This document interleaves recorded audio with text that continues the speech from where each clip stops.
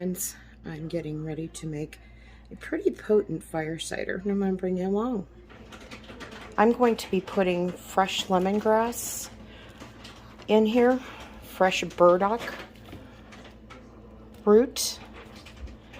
I'm also going to be putting in fresh horseradish root, garlic, oranges, lemon, my hot peppers jalapenos and chili peppers that were frozen from last year, along with these are from my son's garden, very hot peppers. I'm letting them thaw out. We're also going to be using organic ginger and turmeric. These have been washed. I'm not going to worry about peeling because they are organic. I'm also going to be using some oregano, some thyme, and some sage in this, along with some soursop leaves, some elderberry, dried elderberries, and echinacea leaf. So I'm going to actually wait until these things thaw out, and we'll get chopping. We're going to go ahead and peel some horseradish root, and then I'm going to wash it. You can actually freeze it, which I'm not going to use all this. So after I'm done doing this fire cider, I will be shredding it up and freezing it.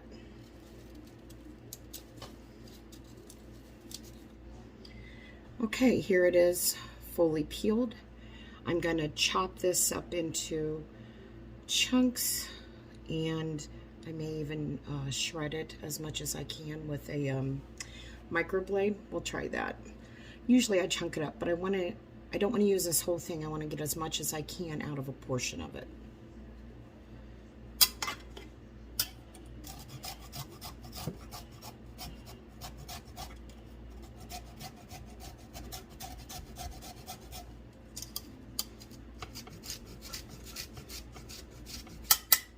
That might take forever.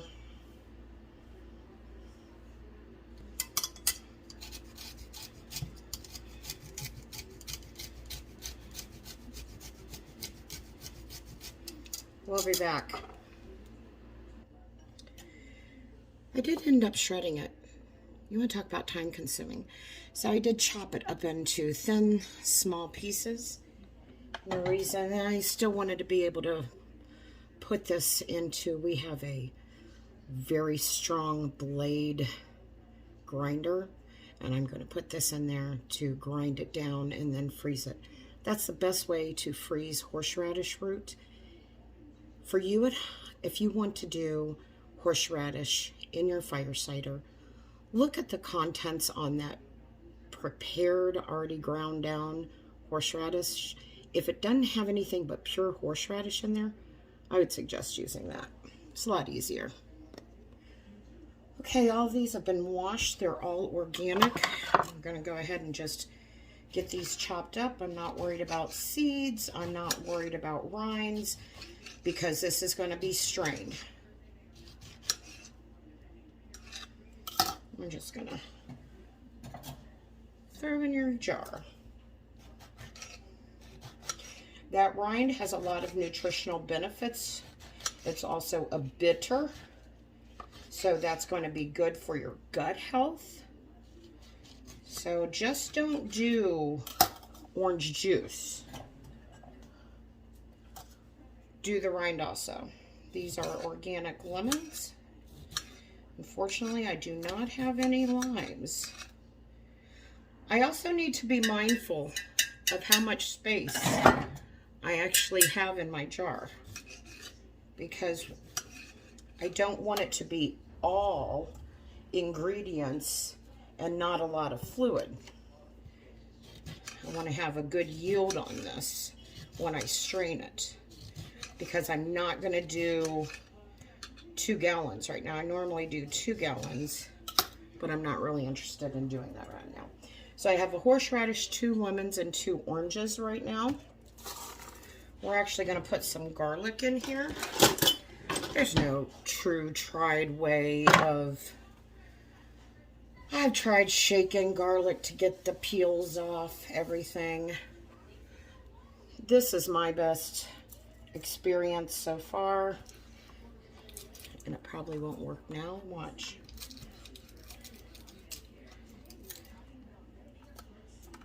Yeah. And I'm not a garlic peeler fan at all. So let's talk about Allison. That's why garlic is so good for us, is the Allison. Allison doesn't occur until it's smashed. So now we got the Allison starting. Those chemical compounds come together and they cause the Allison to activate. I've seen some people say, and I've talked to some people where they say that, oh, the Allison only lasts a few minutes. No, once you break it, it's there. So I will come back when I have all of this peeled, smashed, and in my jar. And I thought I'd kind of go over this a little bit on the roller with the garlic. So I throw a few in here. And sometimes you have to do 2. So there's 3 in there, I believe. And you're just going to apply your pressure and roll at the same time. This one's really already unwrapped. You just got to clean it. But I have these here. This is trash. And we just have a few more to do. And I forgot to mention onion. So we're going to cut up the onion. Doesn't matter how you cut it up. Doesn't need to be pretty or anything like that. This bag here is my trash bag. Except for these here. We're going to put those in my stock bag, actually.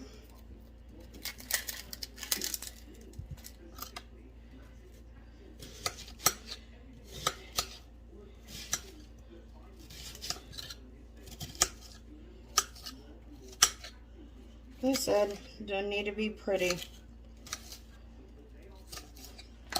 I'm just going to throw all those in there.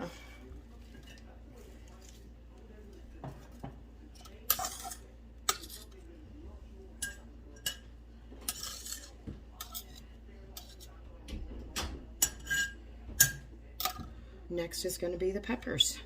They're thawed out. Again, include your seeds. You want the hot. That's why it's called fire cider.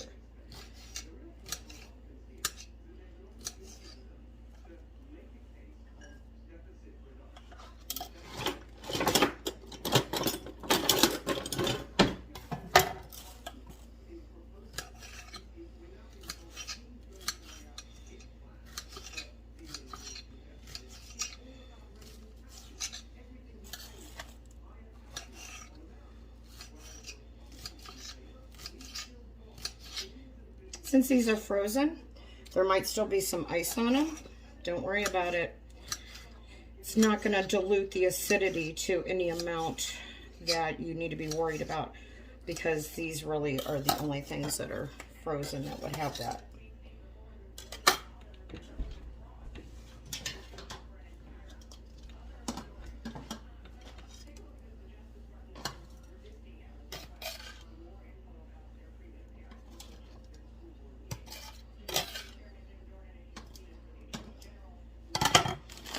We have this other bag here. Again, we're going to be straining this. So this is going in there. These were grown in my garden. I know that they've been washed and cleaned. I know they're organic. So I'm throwing stems and all in here.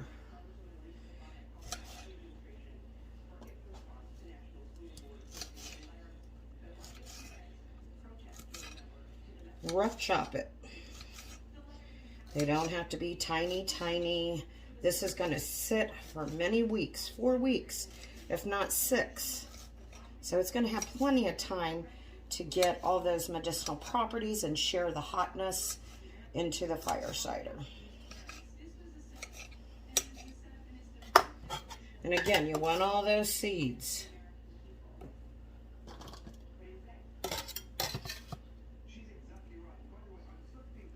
Oops. Yep. Man down, man down. Okay. Let's let you take a look at what we have so far.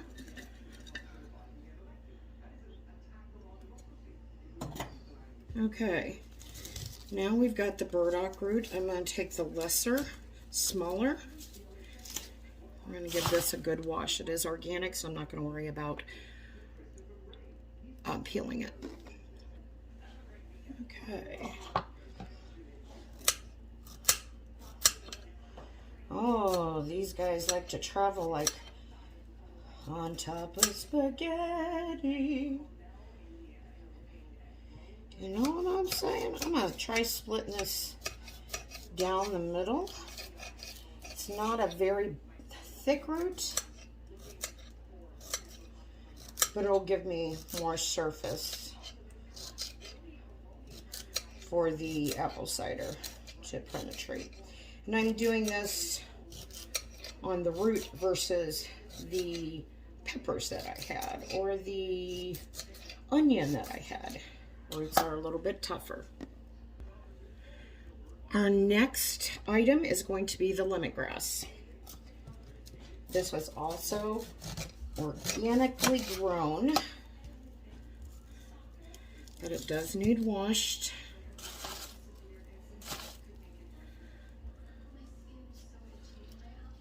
You can see it there, so let's wash it. Burdock's kind of like a celery in its makeup. You can see here it peels and it has, they're all accumulated and start off the shelf there. So to make sure, I mean, I just washed it, and I know it's organic, but still, you can get critters in there, and I'd rather not deal with it. So we're gonna actually cut this down like we did, well, maybe not. Some of these have dried considerably, so it's harder to cut.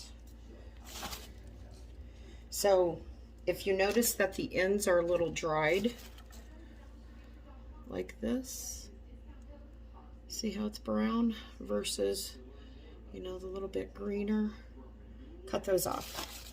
I'll be back when it's all chopped up. I cannot tell you how good this smells. Oh, it's so lemony. And I just did a rough chop. That's all I did. I only did a rough chop because, as I said, more surface area, and I wanted to make sure, even after washing, I didn't get any, you know, tiny little bugs or anything like that in there. The acidity of the fire cider may have limited any, you know, going to limit anything from living in there, but it's just my thing, you know, it's just me. Okay. We have all of our root vegetables. We have our onions, our hot peppers, our garlic, horseradish, lemon, oranges, lemongrass, fresh burdock roots. I'm also going to add to this my dried burdock roots here. And that other stalk,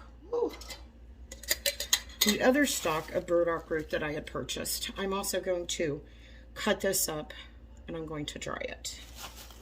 I'm going to let it sit out like that for as long as possible to let it dry intact, but I don't want it to get fungus on it either, so I'll keep an eye on that.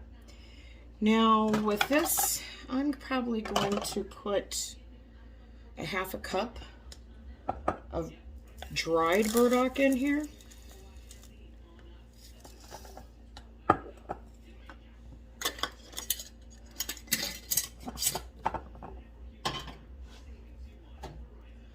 I have dried elderberries. I'm going to put a ½ cup of dried elderberries in there.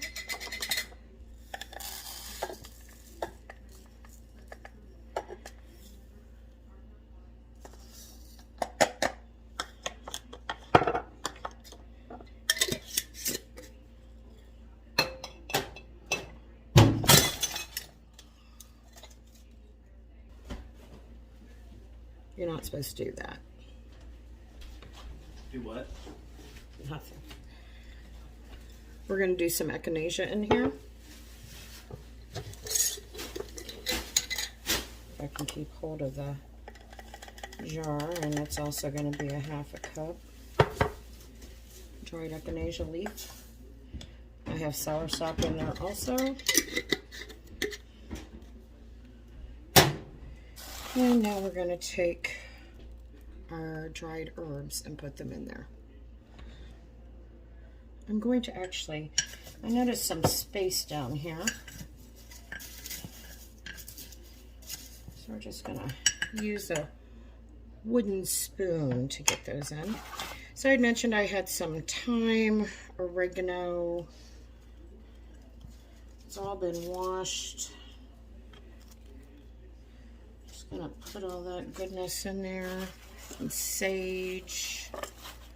Now I made some homemade apple cider, but it is not finished. So I'm going to be using Bragg's apple cider vinegar with the mother.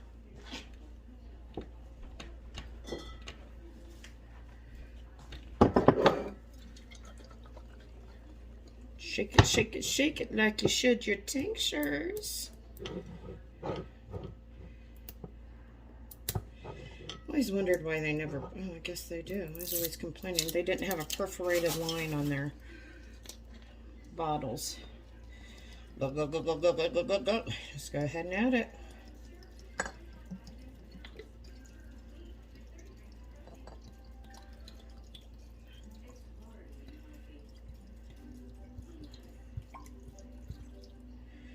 Now once I get this filled, I am going to debubble it, meaning I'm going to take the handle of that wooden spoon and I'm going to get all those bubbles out of there, as many as I can.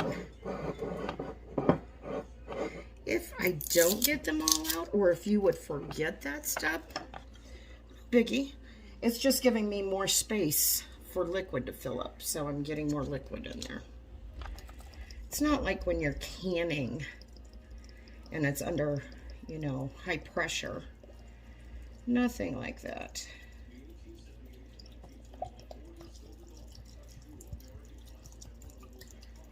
All right, let's go ahead and move all this stuff around in there. Now, some people won't do this because they like the aesthetics. It looks so pretty. They don't want to disrupt anything. I'm not about that. I am about, let's get this in there, get it covered up. Now, can you see this top really isn't covered? And I don't have a lot of space. We had to pull out one more. I always have some for our backup because you never know. All right, filling it that high ensures that everything is submerged in the vinegar. You want everything submerged, otherwise you're going to get bacteria. You don't want bacteria. This is going to sit 4 to 6 weeks, the longer the better. And then you're going to strain it, and then you can bottle it. Shake it, stir it, whatever's better for you, as often as you can. So things are moving around out there. Surface of those herbs, those vegetables, those fruits are getting moved around and being penetrated by that cider. If you have any questions, let me know. Like, share, and follow. Stay healthy, friends. This is our final product. It'll sit 4 to 6 weeks. As I mentioned, stir, shake as often as you can, strain it, bottle it, and you can take a little shot of it every day mixed with water to keep you healthy.